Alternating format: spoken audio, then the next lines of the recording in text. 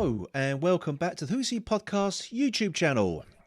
Disney Plus this week dropped episode 5 of season 2 of The Bad Batch titled Entombed. And like last week's episode, this is what I would call filler. But unlike last week's filler episodes, which kind of moved character arcs forward, this episode, well, unfortunately, it doesn't. In fact, I found this episode to be so pointless, I can better remember what actually happened.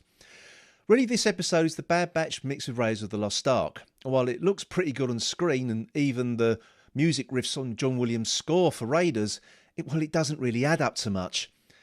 This episode begins with Wreck and Omega finding an ancient compass in a junkyard while trying to find a replacement part. After getting back to base, Fee, remember her from episode 1, realises that this compass contains coordinates to a lost star system and the planet Scaronal, which according to legend is the home of some lost treasure known as the Heart of the Mountain. So with Fee being a pirate, yes, I'd forgotten that as well, drags Omega and Clone Force 99 off to Scaronal on a treasure hunt. Another thing to mention that this treasure is supposed to belong to the Ancients, who are meant to have been around before the Jedi, and have been mentioned in the classic PC game, Knights of the Old Republic, so another little callback there to Star Wars lore. Naturally, they find the mountain that contains the treasure, and this leads to scenes of them avoiding booby traps and getting into various states of peril before finding the heart of the mountain treasure.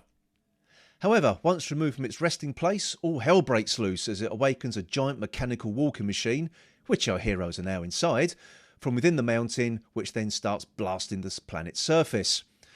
They quickly realise that they have to place the treasure back within the machine, and once this is done, it simply doesn't stop, it blows it up. So with that little summary of the plot out of the way, let's start with what I liked. Firstly, as I said earlier, it does look good. The inner sanctum of the mountain and its various traps are very well realised, but as we should all know by now, our heroes are never going to be in any real serious peril.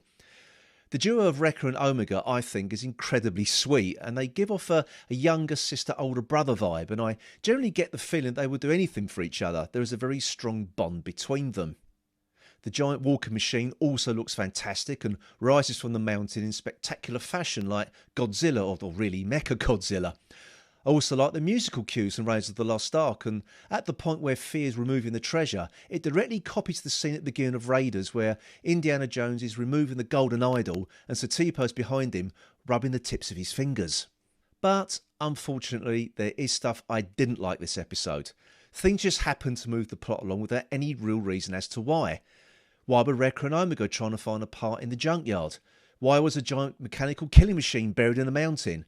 If it was that dangerous, why leave the key to activate it inside the machine itself?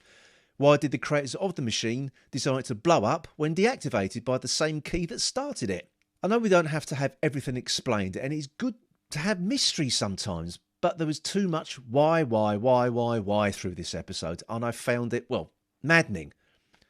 Even the reason they went on this treasure hunt, they had nothing better to do, I found to be extremely lazy writing.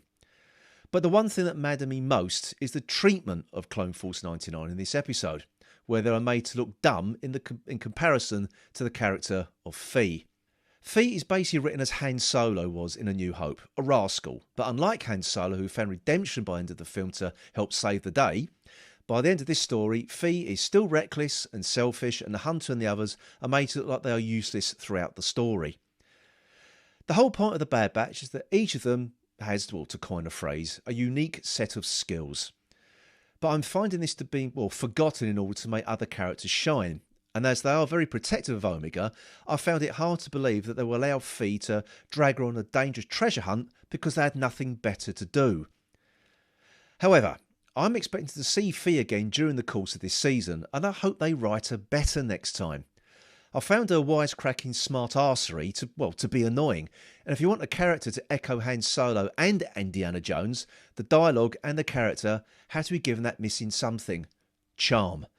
I find wisecracking smartasses of any gender to be tiresome in the main, and if charmless it is, I find it no fun to watch.